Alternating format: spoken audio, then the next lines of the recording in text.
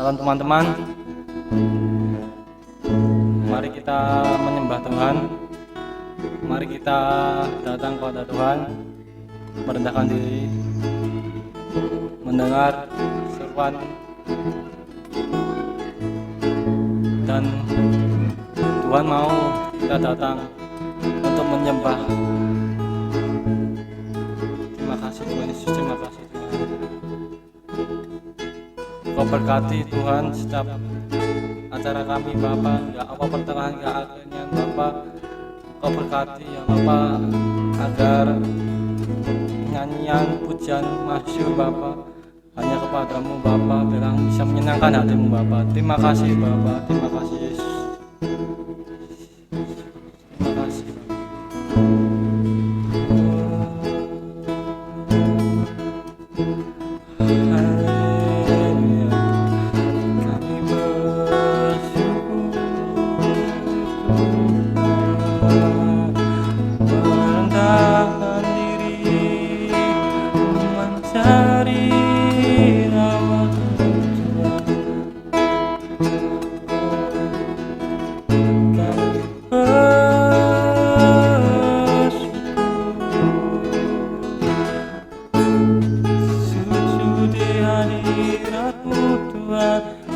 merasakan kehadiranmu. Kami datang Tuhan, kami menyembahmu, melayakan setiap kami. Kau jadikan kami anakmu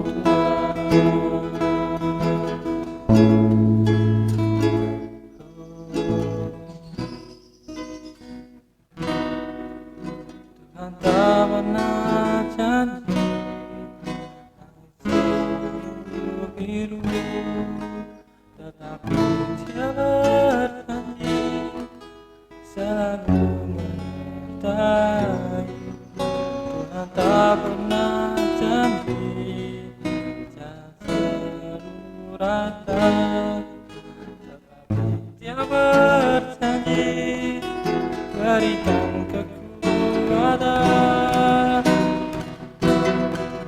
Jangan pernah menyerah, jangan berputus asa, pasti Tuhan ada saat hati menyembah. Jangan pernah menyerah, jangan berputus asa, pasti Tuhan ada bagi yang setia dan percaya.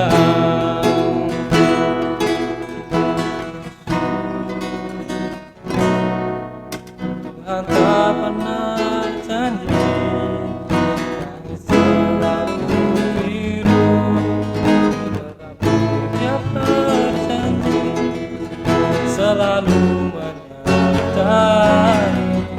Tuhan tak pernah janji jalan selalu rata, tetapi Dia berjanji berikan kekuatan. Jangan pernah menyerah, jangan berputus asa, mukjizat Tuhan ada saat hati menyembah. Jangan pernah menyerah, jangan berputus asa, mukjizat Tuhan ada bagi yang setia dan percaya.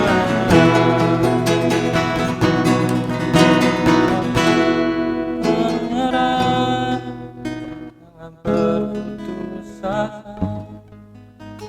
mukjizat Tuhan ada saat hati menyembah. Jangan pernah menyerah, jangan berputus asa, mukjizat Tuhan ada bagi yang setia dan percaya.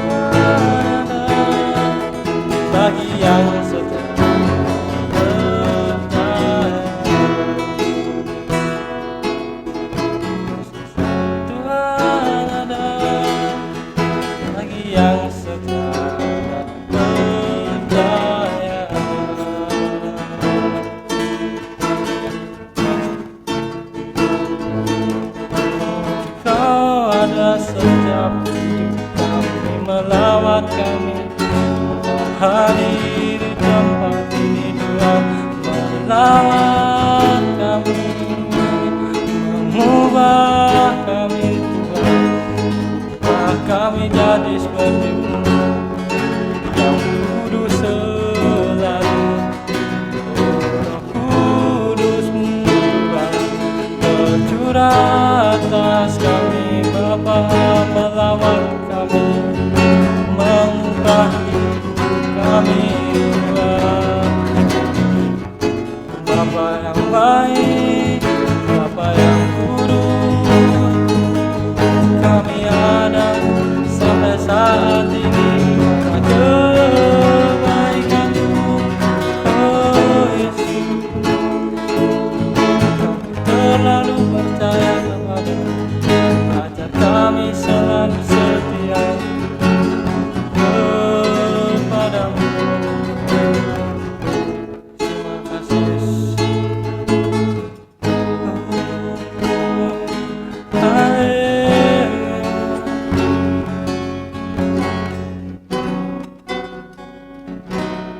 Allah roh jamah hatiku dengan urapanmu,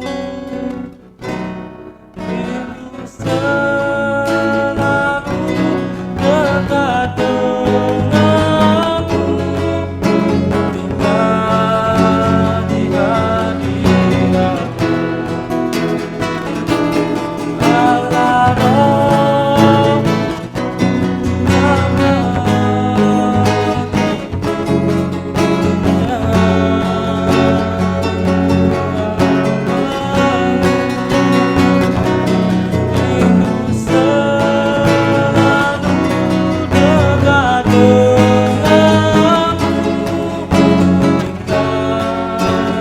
hadirat-Mu. Allah roh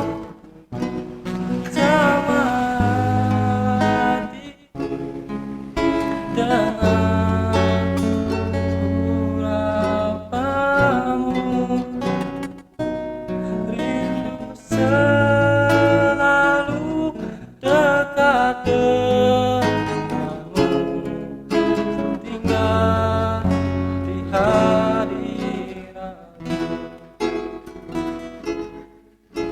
tinggal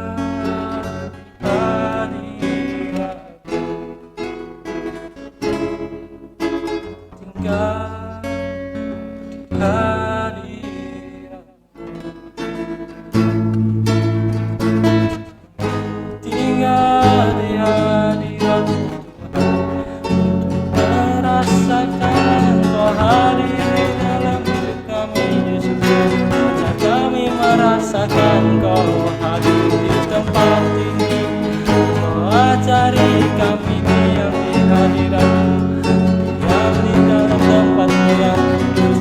Oh, penuhi kami Tuhan, melawat kami Tuhan. Kudus-Mu hadir, Kudus-Mu bekerja atas hidup kami, melindungi kami dari bahaya. Oh, Kau baik Tuhan, jamah kami Engkau, Allah kami yang hidup, Raja di atas kerajaan, masyhur namanya.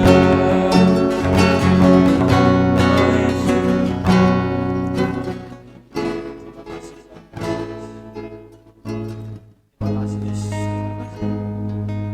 Biarlah Tuhan nama-Mu yang selalu ditinggikan Bapa. Ajar kami Bapa, hauskan Engkau Bapa. Ajar kami Bapa, selalu datang di hadirat-Mu Bapa. Ajar kami anak-anak-Mu Bapa untuk lebih peka lagi Bapa dengan berita-Mu Bapa. Terima kasih Bapa. Dan juga sebentar kami akan merayakan firman-Mu Bapa. Engkau berkati hamba-Mu Bapa yang menyampaikannya Bapa. Biarlah kami bisa mengaplikasikannya di kehidupan kami Bapa. Terima kasih Bapa, biarlah Engkau yang juga yang berbicara Tuhan atas hamba-Mu Bapa, Engkau yang berkenan atas hidupnya Bapa, Engkau sertai Bapa. Terima kasih Bapa, terima kasih terpujian nama Bapa. Bagi kamu dan Yesus kami ucap syukur dan berdoa Bapa. Haleluya. Amin. Shalom anak-anakku yang dikasihi Tuhan dimanapun kamu berada, di rumah ataupun dimanapun. Pada saat ini kita mau menghidupkan lagi untuk kita bisa bertatap muka, bisa bertemu dengan kamu mungkin yang sudah lebih dari 1 tahun tidak bertemu. Monggo kita bisa bertemu saat ini untuk kegiatan-kegiatan kerohanian. Untuk sebelumnya belajar akan firman Tuhan, mari kita berdoa dulu. Bapa dalam surga, terima kasih atas berkat Tuhan memperbolehkan kami untuk kami hidup dalam kehidupan yang Tuhan berikan. Kalau kami mau belajar firman Tuhan, Tuhan beri kami Roh-Mu yang kudus agar kami boleh belajar dengan sebaiknya untuk kami hidup dalam kehidupan yang Tuhan berikan. Beri kami kepintaran, kebijaksanaan untuk memahami firman Tuhan. Ampunilah dosa dan salah kami. Dalam nama Tuhan Yesus kami berdoa. Amin. Firman Tuhan yang boleh kita pelajari pada saat ini, saya ambilkan dari Matius pasal yang ke-7, ayat yang ke-15 yang demikian firman Tuhan. Waspadalah terhadap nabi-nabi palsu yang datang kepadamu dengan menyamar seperti domba, tetapi sesungguhnya mereka adalah serigala-serigala. Saya ulangi, waspadalah terhadap nabi-nabi palsu yang datang kepadamu dengan menyamar seperti domba, tetapi sesungguhnya mereka adalah serigala-serigala yang buas. Ya. Yang pertama adalah kita bersyukur pada saat ini kita diberkati Tuhan. Bagi yang sakit apapun itu, baik itu sakit biasa ataupun sakit karena COVID-19, tetap semangat, tetap tenang, jangan panik, karena imun yang baik itu justru pada saat kamu merasa tenang, tidak panik, tidak stres, itu akan membuat dirimu akan cepat sembuh. Obat-obat tetap harus diminum, antivirus juga harus diminum, dan jangan lupa untuk berjemur. Yang terkena COVID, semoga saja tidak ada yang terkena COVID. Yang kedua, yang sakit, sakit-sakit biasa karena memang cuaca kadang siang panas, tahu-tahu sore sudah hujan, itu akan membuat tubuh kita kurang sehat, masuk angin ataupun yang lain sebagainya. Oleh karena itu, tetap jaga kondisi, makan yang banyak, istirahat yang cukup, sehingga akan membuat kamu bisa menjadi lebih sehat, bisa melakukan aktivitas dengan yang baik-baik. Yang sehat-sehat saja, tetap bersyukur bahwa Tuhan memberi kita kehidupan ini. Oleh karena itu, tetap jaga kesehatan, tetap harus belajar, tetap harus memperjuangkan kehidupan ini. Nah, anak-anak yang dikasihi Tuhan, dalam kehidupan ini tentu saja kamu akan bertemu dengan orang-orang, bertemu dengan ajaran-ajaran, bertemu dengan faham-faham, bertemu dengan baliho-baliho, bertemu dengan tulisan-tulisan atau apapun itu. Maka oleh karena itu firman Tuhan pada saat ini kita harus berhati-hati terhadap ajaran-ajaran palsu. Ajaran-ajaran palsu itu seperti apa? Ajaran palsu itu ajaran-ajaran yang kelihatannya benar, tetapi sebenarnya tidak sesuai dengan firman Tuhan. Kalau tidak sesuai dengan firman Tuhan, ya kadang-kadang ada ajaran-ajaran yang menyesatkan karena tidak sesuai dengan firman Tuhan. Oleh karena itu, pada waktu kamu di SMA kelas 1, tentu kamu akan belajar apakah ada ajaran-ajaran yang sesat. Ada ajaran-ajaran yang menyesatkan. Nah, oleh karena itu apa yang harus kita lakukan? Yang harus kita lakukan adalah kita harus tahu dulu firman Tuhan sebagai ajaran yang benar. Firman Tuhan sebagai ajaran yang benar. Misalnya saya bertanya kepada kamu, dalam satu hari kamu buka Alkitab berapa kali? Buku Alkitab Berapa kali? Oh, mungkin sangat jarang atau mungkin tidak pernah dalam satu hari. Buka Alkitab di HP kira-kira berapa kali? Wah, makalah itu juga jarang Pak, walaupun HP sering saya bawa, tetapi juga Alkitab HP jarang saya buka. Bahkan mungkin Alkitab HP itu merupakan aplikasi yang salah satu paling jarang untuk dibuka. Bahkan kan di HP kita ada aplikasi yang mengatakan ini merupakan aplikasi yang jarang untuk dibuka. Tolong hapus saja karena akan memenuhi RAM di HP. Nah, oleh karena itu apa yang harus kita lakukan? Yang harus kita lakukan adalah kita tetap harus baca Alkitab. Karena itu adalah ajaran yang benar. Ajaran-ajaran yang palsu itu seperti apa? Makanya kita harus hati-hati kalau kita membuka berita-berita itu harus kita pilih mana berita-berita itu yang benar, mana berita-berita yang tidak benar. Nah, berita-berita yang benar tentu sesuai dengan perintah Tuhan. Tetapi kalau berita-berita yang tidak benar tidak sesuai dengan perintah Tuhan. Contoh misalnya, ada salah satu merek obat yang mengatakan orang pintar harus minum titik-titik. Nah, titik-titiknya itu adalah obat tertentu.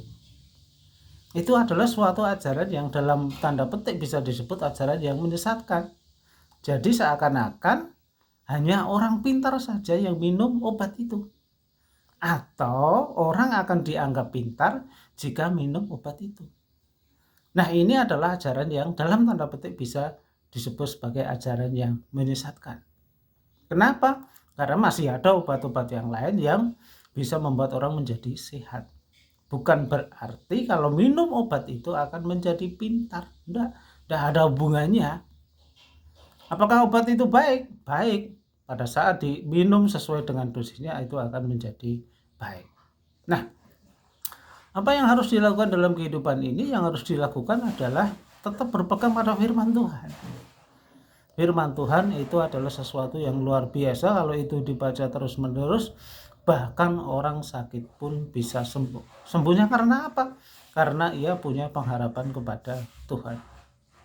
Tuhan Yesus pernah mengatakan, marilah kepadaku yang letih, lesu, dan berbeban berat. Aku akan memberikan kelegaan kepadamu. Itu artinya apa? Pada saat dalam situasi apapun, kita harus punya pengharapan kepada Tuhan.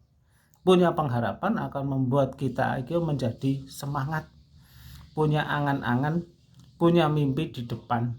Sama seperti kalau orang ikut arisan, wah saya nanti akan dapat. Nah, kehidupan ini pengharapan yang sempurna adalah pengharapan di dalam Tuhan Yesus.